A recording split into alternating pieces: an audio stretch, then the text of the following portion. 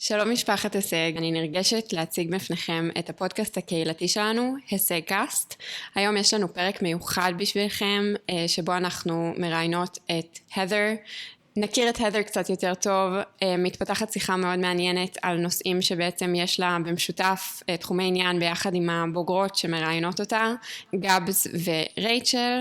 בהזדמנות זו אני ממש מזמינה אתכם לקחת חלק בפודקאסט. הרעיון הוא שכל מי שרוצה לראיין, אם יש לכם רעיון או נושא מסוים שתרצו לדבר עליו, אז אתם ממש מוזמנים לפנות אליי. אז תודה רבה ותהנו.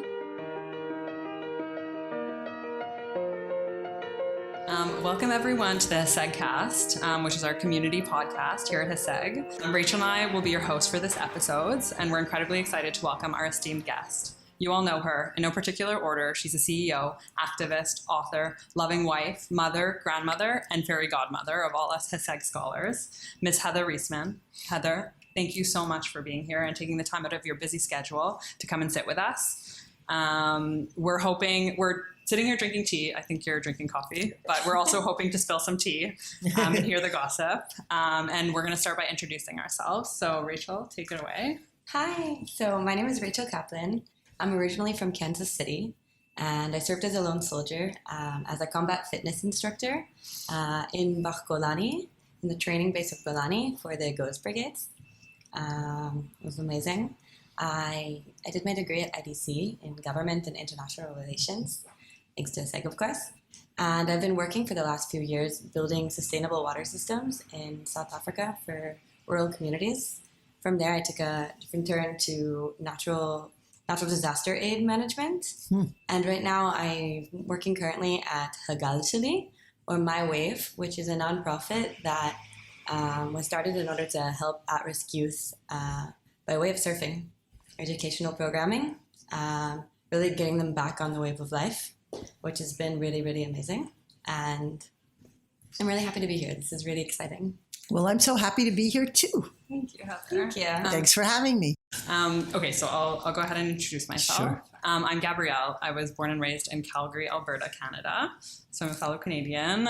Indigo and chapters was a huge part of my childhood and definitely a staple. So again, this full circle thing is very cool. I came here when I was 17. I did a gap year program through Young Judea. And then I started into the Army. I was an instructor for search and rescue. And then I continued on to be an officer in Home Front Command. When I finished my Army service, I started my undergrad at Tel Aviv University. Simultaneously, I was leading a trip to Rwanda of exchange students to the Agahozo Shalom Youth Village, which I think we might have discussed in the past. I think you might be familiar with it. And then I have my master's in global health from McMaster University, and I'm currently a medical student at the Medical School for International Health at BGU. That's a lot of accomplishment for a very short time. Yeah. Okay, so I think we'll jump right into it. Amazing. So before we start, we wanted to ask you, how was your journey this morning to Israel? And what's the one thing that you really look forward to the moment that you land? First of all, I just always love landing here. You know, it is for Jewish people in the diaspora. There is something about the moment you put your foot down that just... the joy of it never goes away. It never gets old. It never gets tired. It is a feeling of coming home. So I'm always happy. Now, in addition to our deep involvement with Heseg and the number of initiatives in addition to Heseg, we now have our own little hotel, which, as you know, is right next door to Heseg House. And so it truly is coming home. I have my own room. I mean, it's not always my room, but when I'm here, it's my room. So what I look forward to now is walking up the stairs to our new little hotel, which I think is a bit of a jewel in Tel Aviv, and have that sense that I really am coming home when I'm here. I love that. Amazing. Okay, so with that, we want to start with a few rapid fire questions. Okay, so the one rule is that you can only answer it in one, maximum 2 words. And then if there's any of them that you want to expand on your answer at the end. Are you ready? Go for it. Hummus or maple syrup? Hummus. Okay, Kindles or paper books? Kobos. Kobos. Oh, true. That needs an answer. Okay. We invented Kobo. We're going to circle back to that. Okay, fiction or nonfiction? Both. Okay, Jerusalem or Tel Aviv? Tel Aviv. Okay. Canada or Israel? Both. Shachar or Aviv? Shachar, no. Both. That's like saying I love this child or that child. That's not fair. Okay. Okay. Okay. Coffee or tea? Coffee. This one we can see. Summer or winter? Summer. Alumni or active scholars at HesegCast? Both. Very political. Spider or cockroach to handle? Neither. Mountains or beach? Mountains. Okay. Okay, so we can circle back now if any of these you want to expand on. The floor is yours. Well, I would just ask when you ask me about Kindles. what is it, that thing? It's called a Kindle? A Kindle. or- Essentially, Right. Well, no, I'm Like joking. iPod. I know what that thing is from that company. So, what is kind of interesting in apropos the discussion you were part of this afternoon and that I was part of around entrepreneurship. About 8 months after that company launched Kindle, we at Indigo found ourselves in a unique position where we had an extraordinary chief technology officer who actually was a rocket science by early profession. He invented something that NASA picked up when he was only 19. So like a brilliant technologist, both basically software, but both software and hardware. And we decided that we would build our own e-reader and go into competition, which is a pretty nutty, crazy thing to do when you think as much as Indigo is a force in Canada. I mean, that was a pretty big competitor, but we had this extraordinary talent.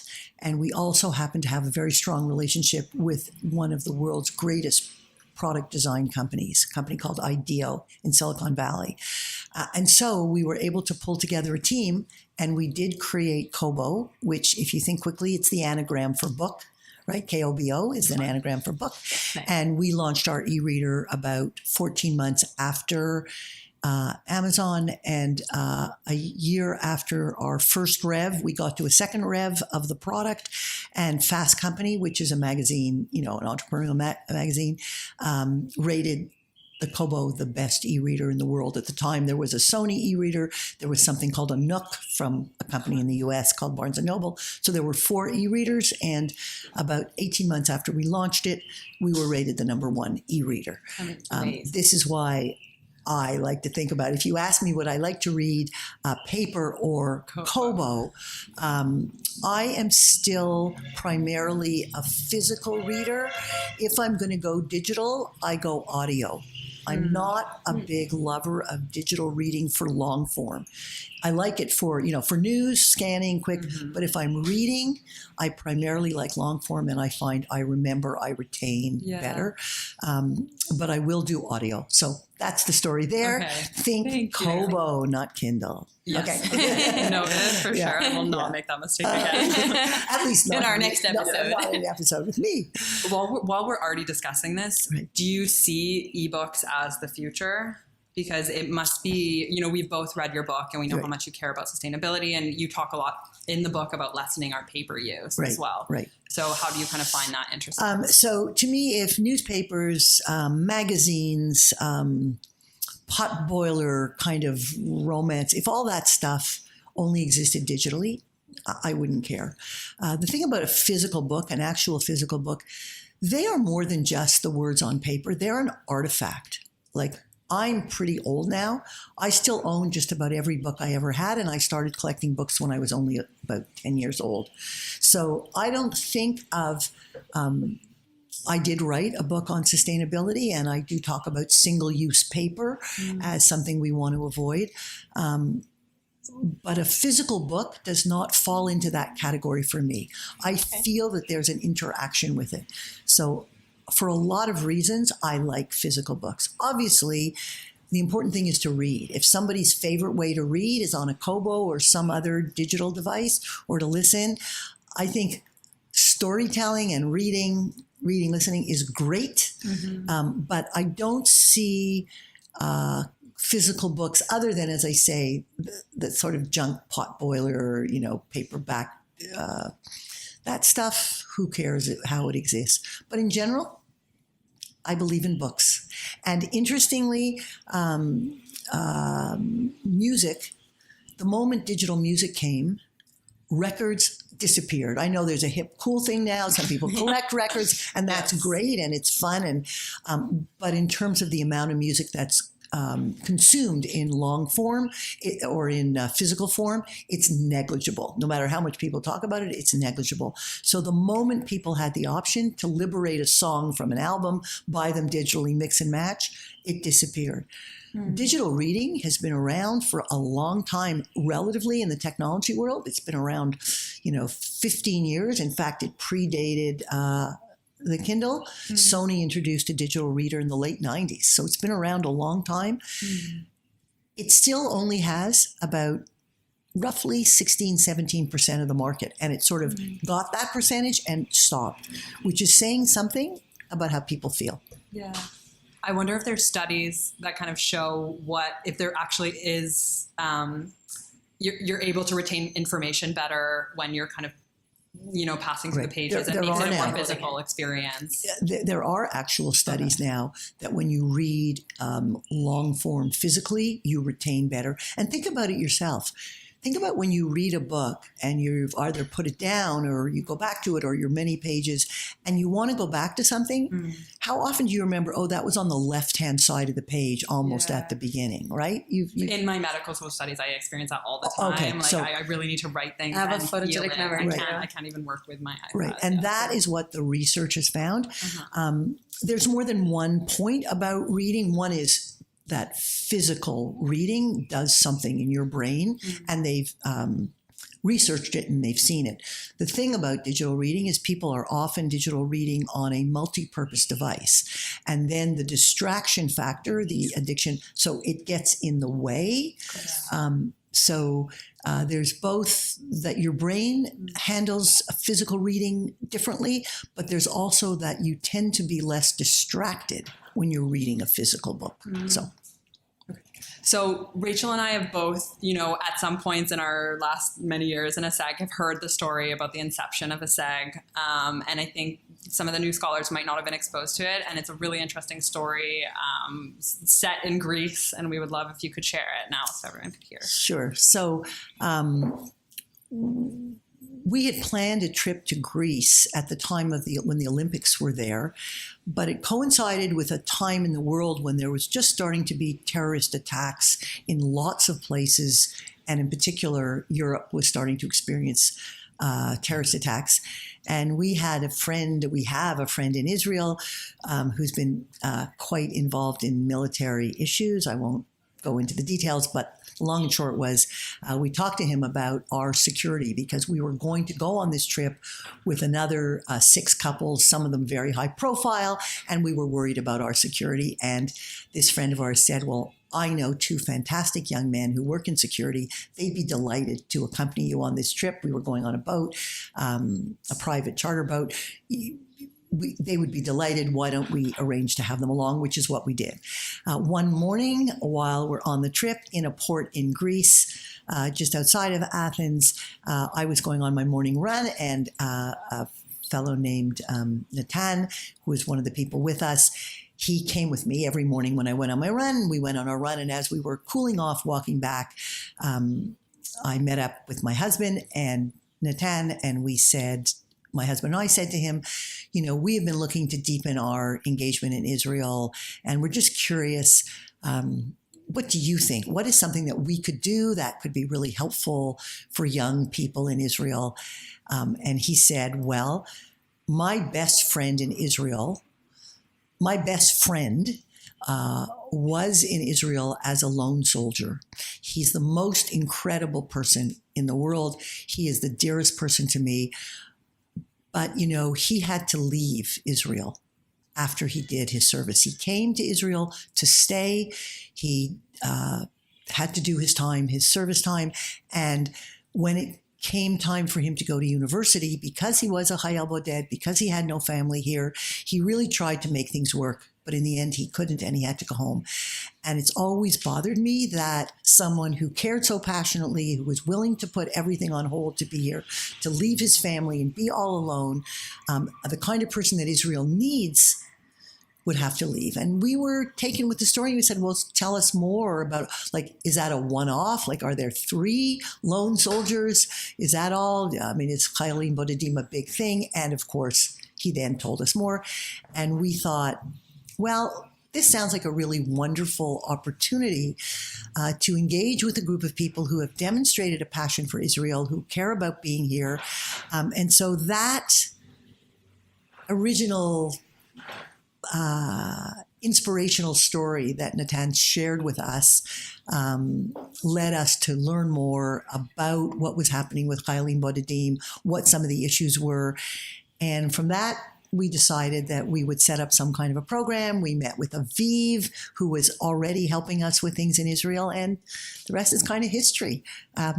Jerry and I, my husband, we often say we had this kernel of an idea that we wanted to commit to helping exceptional young people who had a commitment to Israel but had real challenges, investing in those young people as if they were our own children, with the hope that each of these, what are now called HesegCast scholars, would have the potential to contribute to the long-term leadership of Israel.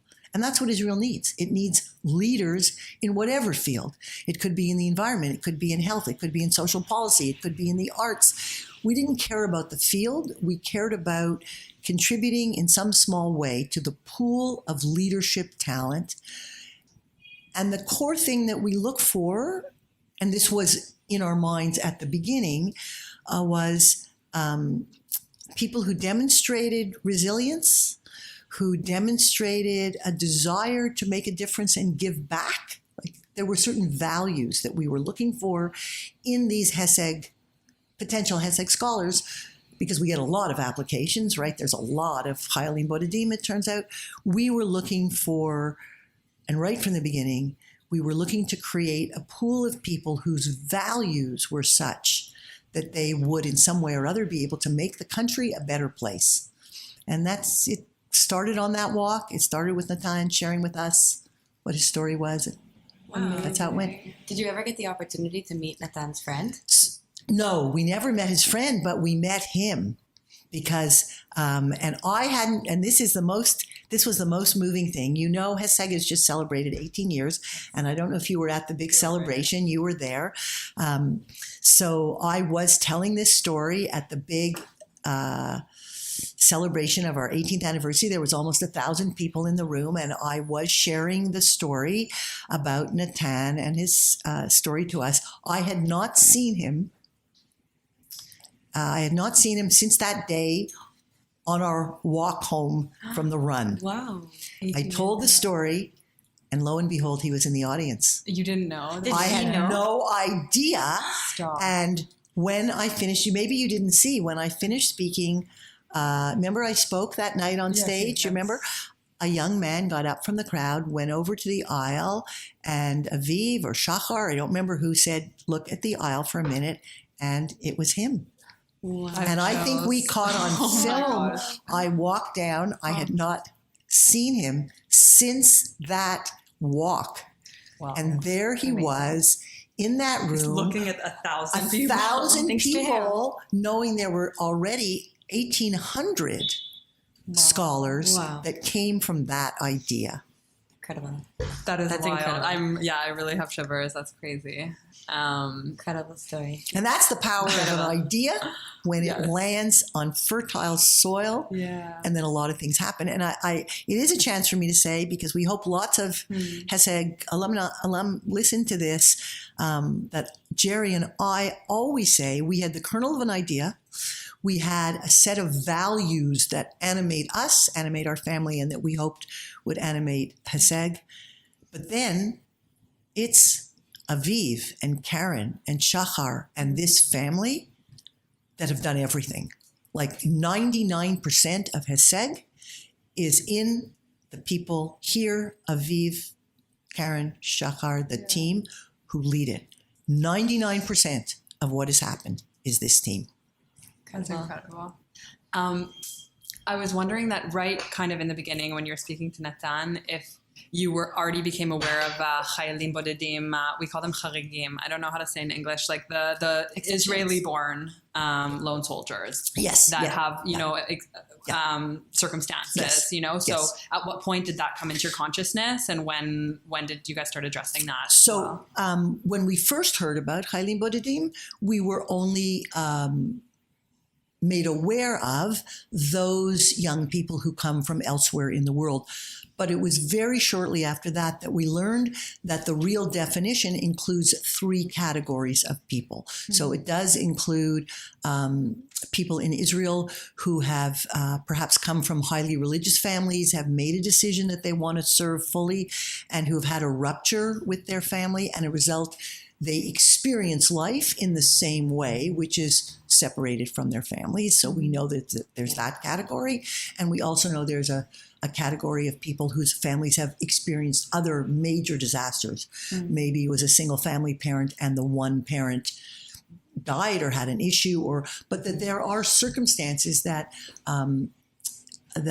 create the conditions which are similar to those who come from outside the country, which is that essentially these individuals are alone or close to alone and don't have the essence of family. Who do you fall back on the weekend when you're in the army, but there's not a war going on? You go home on the weekend or when your day's off, or there's somebody, mom and dad or both to help you if you're having downtimes or wrestling. So we understood pretty soon that Chayalim Bodedim were a group of people deemed that by the army, and it could be people from within the country or without, but where the circumstances were the same.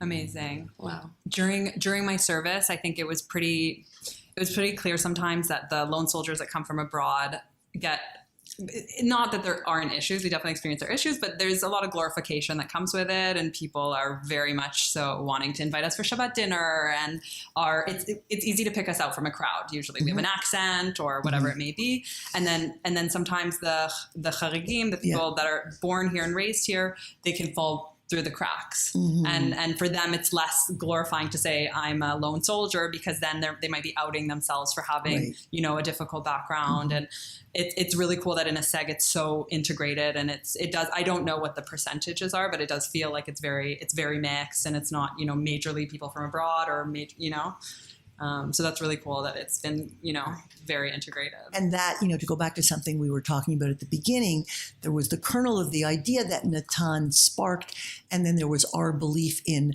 a set of core values around resilience, around wanting to give back, about wanting to make a little tiny difference with your life. But at the very heart of those values, foundational to those values, is our deep belief in family, in investing in family, in the importance of family. And so we did want to create HESEG as an environment that was family-like, that had the characteristics of family, where we did create opportunities to be there for each other. I mean, not like a family, not everyone's going to love everybody. There's going to be difficulties. Some people will be more engaged than others, but that basically you are bringing everybody in and providing opportunities. So, right. Amazing. And it's an amazing success. It really is a family, I have to say. HESEG is something special. Yes. So that actually leads me to one of the questions that we wanted to ask. Obviously, there's so much good that you've done in the world, but what would you want your legacy to be, yours down the road? Well, not surprising based on what I say, that we raised children who have good values and reflect those. They are now fully grown up and they have children, that we have inspired them and created the environment for them to be good humans and for them to value family, and by extension to instill those values to do our part to instill those values in our grandchildren. Because I think basically if you feel committed to do the best with your life and you feel connected to your family, there will be ups and downs. There is no life that doesn't have big ups and downs. But if you basically feel committed to engaging and doing something and you have family, chances are you'll be able to move through life in a way that both allows for a good life and also allows you to withstand the vagaries of life. So first and foremost, we want to leave that legacy to our children and grandchildren. And we've reached the age now where I think we feel we can opine on whether we've been successful or not. And we feel really great. We do feel really good about that part.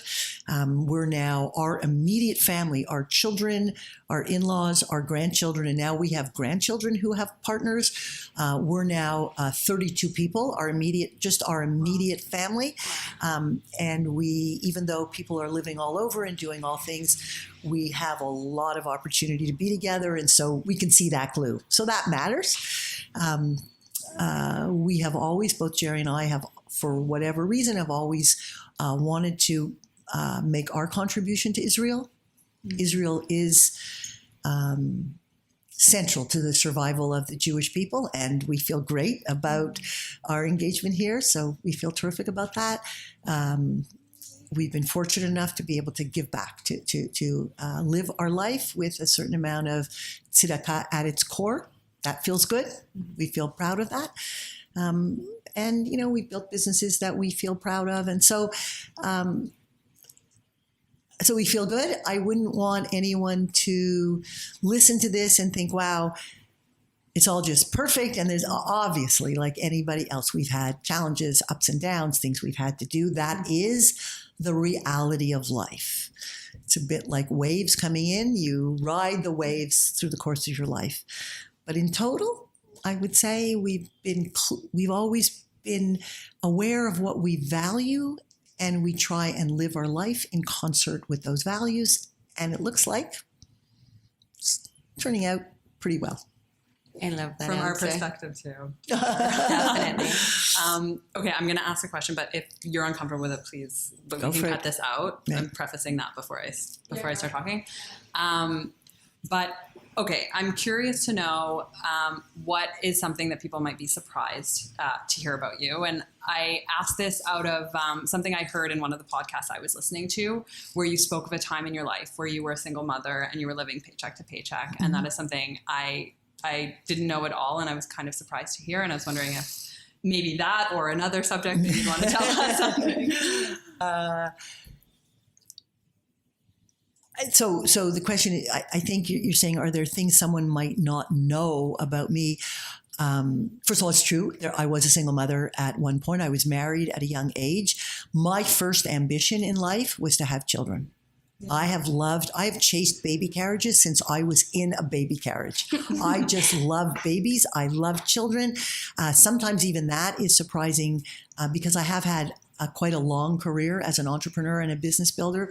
But my first love has always been babies. Like, it's just always been babies. And everyone who knows me knows that babies and children and family is, well, so that in itself might be a surprise. But yes, I did get married early while I was still in university. I think I got married because I wanted to have children. As it turns out, I was not pregnant, but had I been pregnant, it wouldn't have bothered me. Actually, I'll tell you something funny about that as an aside. But I knew very soon after I got married that really this wasn't a long-term person for me. And so I found myself at 26 I didn't find myself by accident. I put myself in a position where at 26, I was single. I had 2 children. I had this inner feeling that if I was going to break up the marriage, that I should be financially responsible. So I took very little money from my ex-husband, who could have been helpful, but was angry enough not to want to be helpful. And so I was living from paycheck to paycheck. I was part in school. I was part working. I had these 2 babies. But I actually felt great. I think it is that thing. It's hard to reimagine it now, but at 26, you do feel the path ahead is endless and the challenges are somehow manageable. So that was a hard time in my life, just financially. But it wasn't a hard time somehow. Once I had the courage to say to myself, and then my parents, and then the world, that I made a mistake, that was hard. I made a mistake. At age 26, with 2 babies at home, where did you find the resilience to make that decision that brought you to where you are now? Well, I think as I mentioned a moment ago, when you're 26, you just have a lot of resilience. Like it's just about being 26. It's one of those things, and then it comes up again and again in anyone's life. Fear stops you from doing things. But once you say, okay, I'm going to get over that fear and take action in a direction I know matters. So what I realized was I loved my children. I respected the man I had chosen to marry. I just didn't love him. And the idea of living the rest of my life with someone I respected, but I wasn't in love with and I didn't love was overwhelming to me. Like that was not acceptable. So once I recognized that I was not prepared to live the rest of my life with someone that I was not in love with, and I made the decision, then I just had to, tell my parents who were disappointed, my in-laws who I loved. Once all that happened, then I knew I was on a path I wanted to go on. I knew I would want to get remarried. I never felt I didn't want to be in a relationship. I knew I wanted to get remarried. I always knew that at some point I would want to go back to work, finish some school, and then go back to work. So I was doing what I felt was right and aligned with my values. And that's a theme I could come back to over and over. It's now the tagline for Indigo, which is life on purpose. With the idea that if we're conscious, if we deliberately articulate what we value and we align ourselves in concert with those values, chances are you find the energy, to your point, you find the energy to propel yourself forward, to access your creativity, and also when things go wrong, to have the resilience because you're on a path you believe in. And inevitably, we all get to points where something pushes us offside, or we make a decision that takes us in a direction that's not quite in concert with our values. Or we value things that have some inherent conflict. Like I always valued having an independent career and I valued investing in my children. And essentially that could be a conflict. And so even if you're lining yourself up with what you believe, there could be inherent conflicts. Stopping to say, where do I want to make the trade-offs at this point in life is valuable.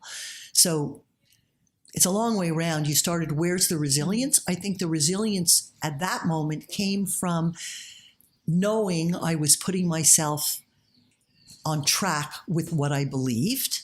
I was committed to a good relationship with my ex-husband. Even though the beginning was going to be difficult, I knew I would find a way to be sufficiently present for my children. I was only 26, so I had tons of energy. Now I'm a gazillion years old and I still have energy. So back then I had lots. I think for both of us, starting off our careers and our fertile years, and we still don't have children yet. Yeah. I think we'd be really interested to hear where you did find that fine line, and where was the trade-off in the end of being a loving mother and present and also investing in this growing career? That's a great question. It's a question I get asked very often by women. And I feel a lot of conviction about the perspective I have on this. So first of all, I'm a huge believer that we can have it all, meaning we can have a family, we can have a career, we can have opportunity to engage, do good work. We just can't have it all at once. And that if we think of our lives over a long arc, all things being equal, we have the opportunity to work until we're 80, 85, 90. I mean, I'm going to be 75 this year. I still work full time. So there's a long arc. So if there's an ambitious career, you might say, I will allow it to progress. Not that you don't have it, but maybe I'll allow it to progress a little more slowly in the early years if I want to have a family. Now, if you're single, like it can happen that you either become pregnant and you're single, or you get married and you get divorced and you have to support. You do have to support, but you might choose work that's enough to just give you enough money to get by. That's what I did. So you're not taking on the biggest opportunity. So that's one, that what trade-offs do you make? The other is the kind of environment. I am an entrepreneur. So the benefit to being an entrepreneur is you can work hard, but you can call your own hours. Like, if you're a lawyer working in a law firm, in a deal-doing firm, and you have less flexibility. So if you are working, choosing work either where you can create your own flexibility or where the company, like Indigo, is very family friendly. People have a lot of flexibility.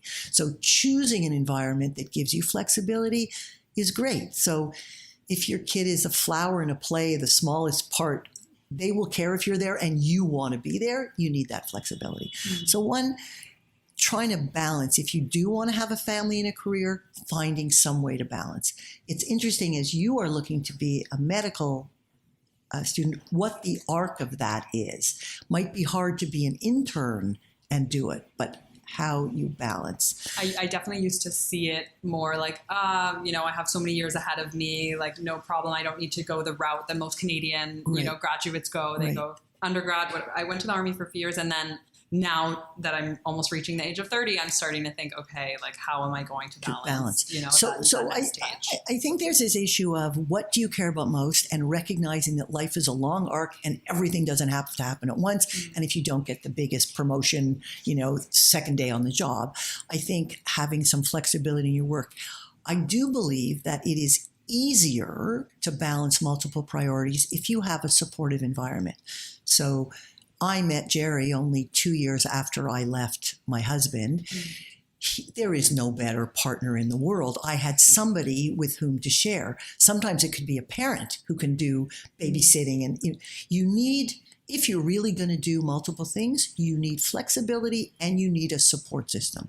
If you try and do it all alone, some people might have to, but it is a route to burnout. I will take this moment, since I bet a lot of young women are listening and we're on the subject of women, just to say that, that idea that your biological clock goes and you have until 35 or 36, it's not true. That is, it's not true for everybody. A percentage of women, and if you're looking at reproductive health, you know that there could be 8 or 10% or 12% of women whose ovaries do not produce eggs in the same way that the majority do. It's like having old ovaries.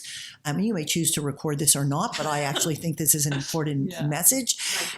While we're on the topic of women and balancing, and young women balancing home and work and babies and family, I'll just take a second to say that belief that women have until they're 34, 35, 36 to think about having children, I would like to say that I have learned that is actually not true. And that for a percentage, maybe 8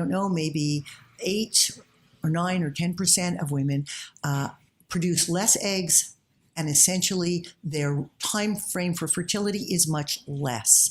And all I would say here is, any woman from 20 on who thinks that one day they want to have a baby, have your fertility rates checked early, because there's lots you can do if you know the facts. That's a very good point. Thank you very much for that. And there's an amazing book on this. Okay. What is the book? Do you know what it's called? The book is called Inconceivable, and it's the story of a young woman's journey through the path of infertility. Okay. Amazing. Do you want? Okay, so you were mentioning, having Jerry as your support system. Who's been a big mentor for you? And during those years before you met Jerry, who was the person or the people that you went to and you confided in, when you were making those big decisions?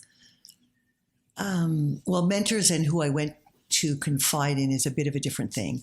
I've had 3 major mentors in my life.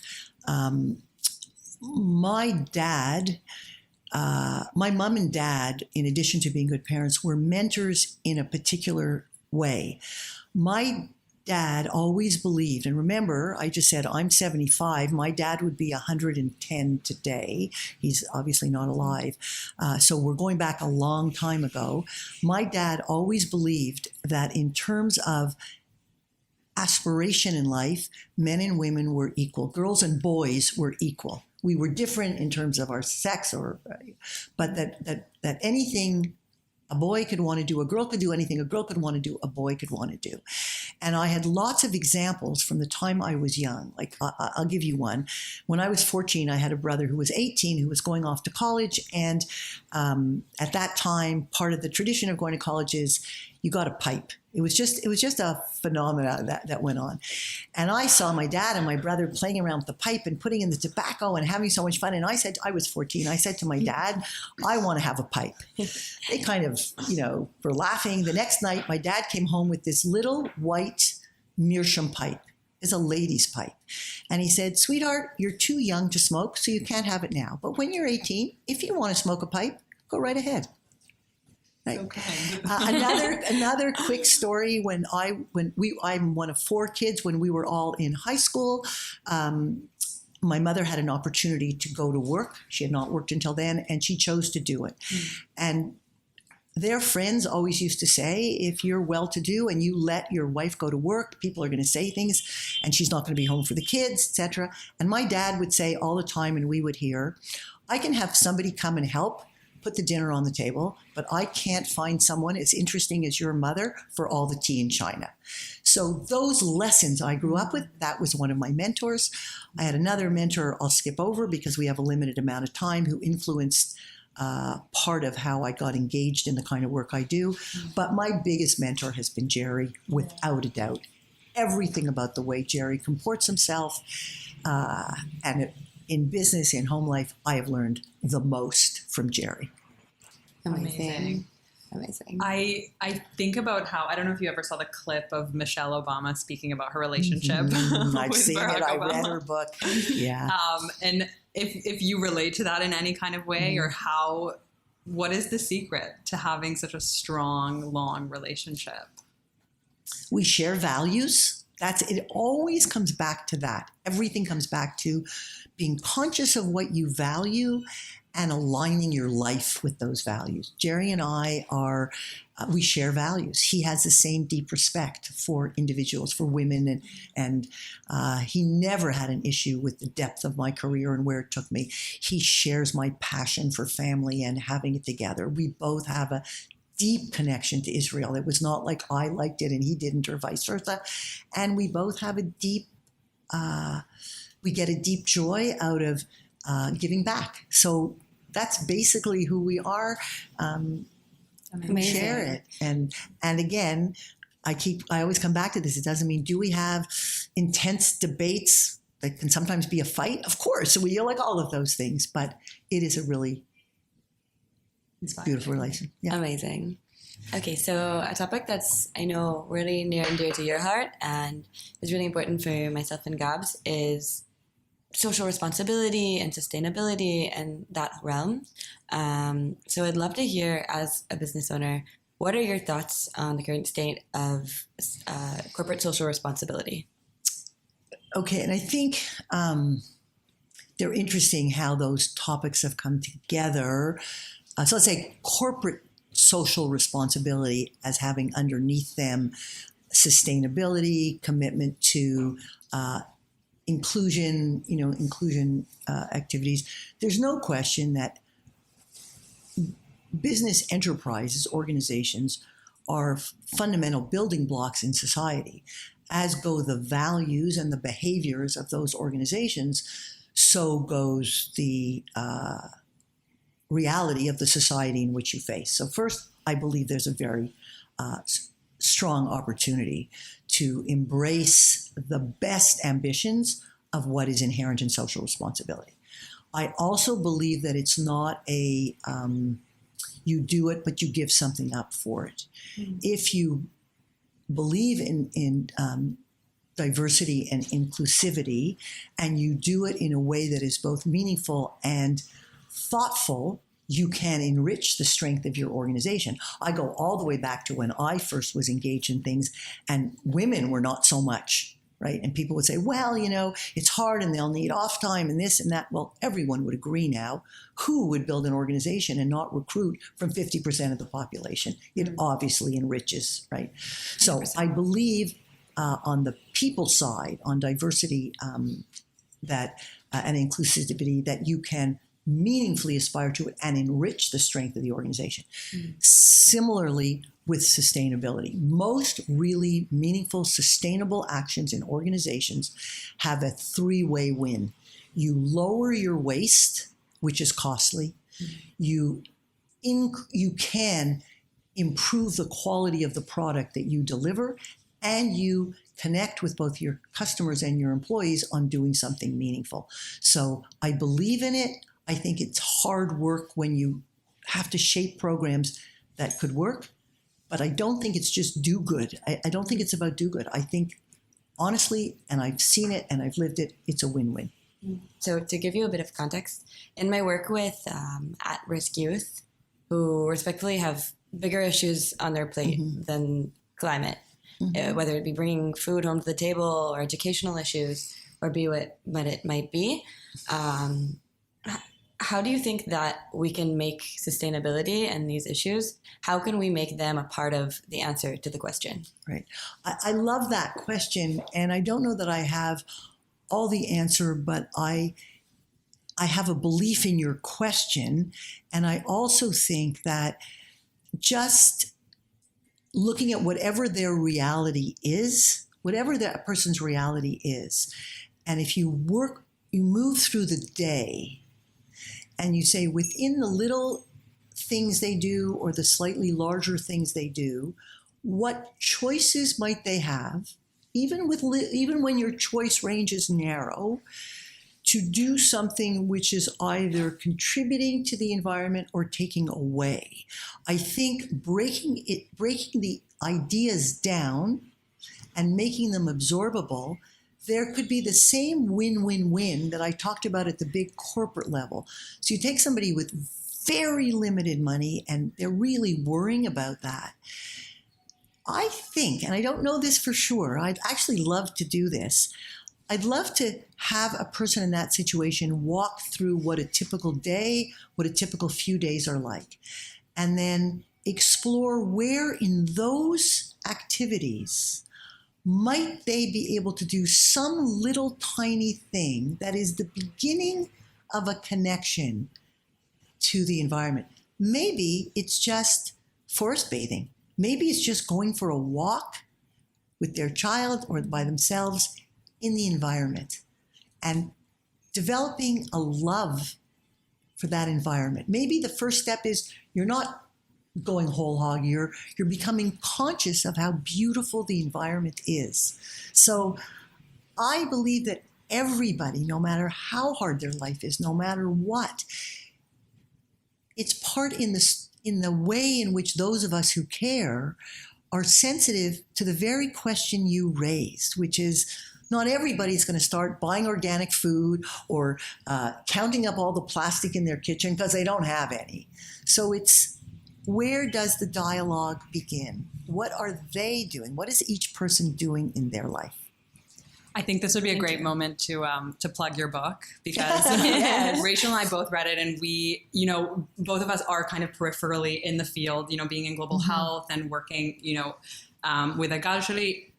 Sustainability can be a heavy topic sometimes, and the way your book broke it down made it so palatable and such a nice, easy read, and I think the whole Heseg community would benefit from it.